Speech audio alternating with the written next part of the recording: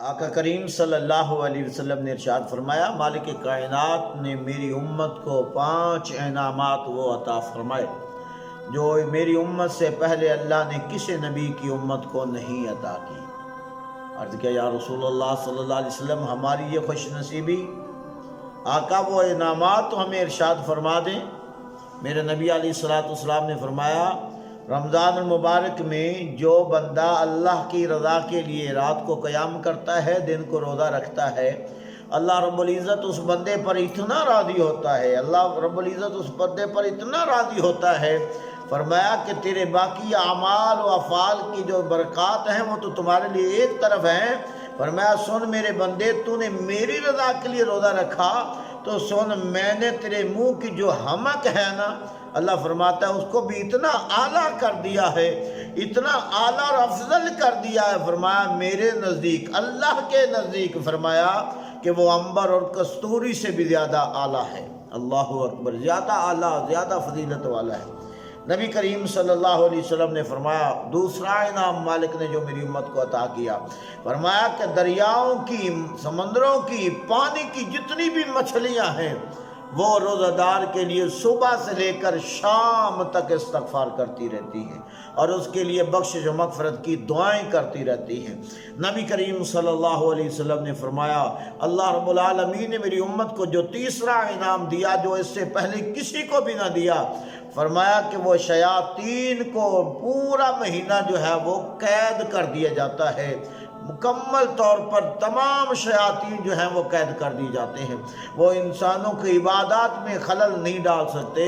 اور انسان جو نیکی کرنے کا ارادہ کرتا ہے اس کو نیکی سے نہیں روک سکتے۔ نمبر 4، میرے کریم آقا علیہ السلام نے فرمایا، اللہ رب العزت شروع رمضان سے لے کر آخر رمضان تک جنت کے دروازے کھول دیتا ہے، حکم ہوتا ہے جنت کے دروازوں کو کھول دیا جائے اور جہنم کے 7 دروازے بند کر دیے جاتے ہیں، اور فرمایا جنت کو روزے داروں کے لیے اللہ کے حکم سے سجا دیا جاتا ہے۔ میرے بھائیو، آپ کسی عالم سے پوچھیں کہ جنت پہلے کیا خوبصورت نہیں ہے تو اندازہ کریں۔ میں یہاں ایک مثال کوٹ کرنا چاہوں گا، جب دلہن دولہے کے پاس جاتی ہے، دلہن کی شادی جب ہو کر دولہے کے پاس دلہن جاتی ہے تو آپ اندازہ کریں کہ رشتہ تو تھا، وہ کر لیا، نکاح پڑھ لیا، اب دلہن کو سجانے کا کیا مقصد تھا؟ تو فرمایا نہیں، یہ چونکہ کہ نیا رشتہ ہے، یہ پیار محبت کا رشتہ قائم ہو رہا ہے، دلہن دولہا کے پاس جا رہی ہے اور اس کو لہذا سجا دیا جائے، اس کو سنوارا جائے۔ اللہ کی عزت کی قسم، جنت بہت خوبصورت ہے۔ میرے نبی علیہ السلام نے فرمایا اتنی خوبصورت ہے کہ یہ کسی کے وہم و گمان میں بھی نہیں آ سکتی، اتنی خوبصورت ہے۔ مگر پھر دیکھیں، اللہ پاک فرماتا ہے، اے روزے دارو، تم نے میری رضا کے لیے روزے رکھے، راتوں کو قیام کیے، فرمایا جاؤ تمہیں یہ بھی خوشخبری کہ جنت کو پورا ماہ مبارک روزے داروں کے لیے سجا دیا جاتا ہے۔ اللہ اپنی شان کے مطابق جنت کو سجا دینے کا حکم فرما دیتا ہے۔ اور نبی کریم صلی اللہ علیہ وسلم نے فرمایا میری امت کے لیے 5واں انعام یہ ہے، مالک کائنات نے فرمایا کہ جب رمضان المبارک کی آخری تاریخ آتی ہے تو اللہ رب العزت کی طرف سے یہ اعلان اور خوشخبری سنا دی جاتی ہے، فرمایا کہ تمام روزہ داروں کے لیے یہ خوشخبری ہے کہ تمہارے رب نے تمہاری مغفرت فرما دی ہے، تمہارے رب نے تمہاری مغفرت کر دی ہے۔ نبی کریم صلی اللہ علیہ وسلم کے غلام و حضور نے فرمایا روزے دار کے لیے 2 خوشیاں ہیں۔ عرض کیا یا رسول اللہ وہ کون کون سی ہیں؟ میرے نبی علیہ السلام نے فرمایا ایک افطار کے وقت اور ایک رب سے ملاقات کے وقت۔ کہا یا رسول اللہ صلی اللہ علیہ وسلم افطار کے وقت اور رب سے ملاقات کے وقت سمجھے نہیں؟ تو نبی علیہ السلام نے فرمایا جب بھوک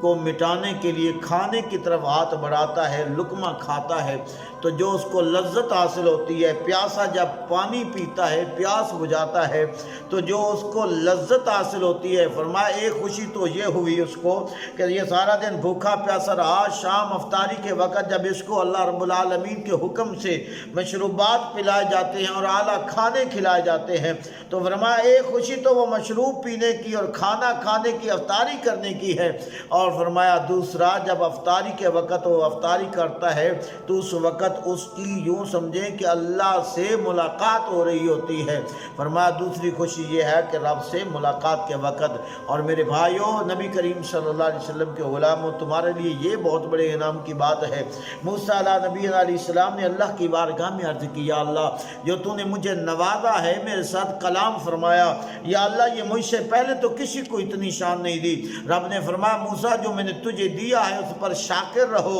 اور میرے محبوب کی ذات پر درود پڑھتے رہو اور میرے محبوب علیہ السلام کی ذات پر سلام پڑھتے رہو۔ کہا یا اللہ وہ محبوب اتنی اعلیٰ شان، اتنی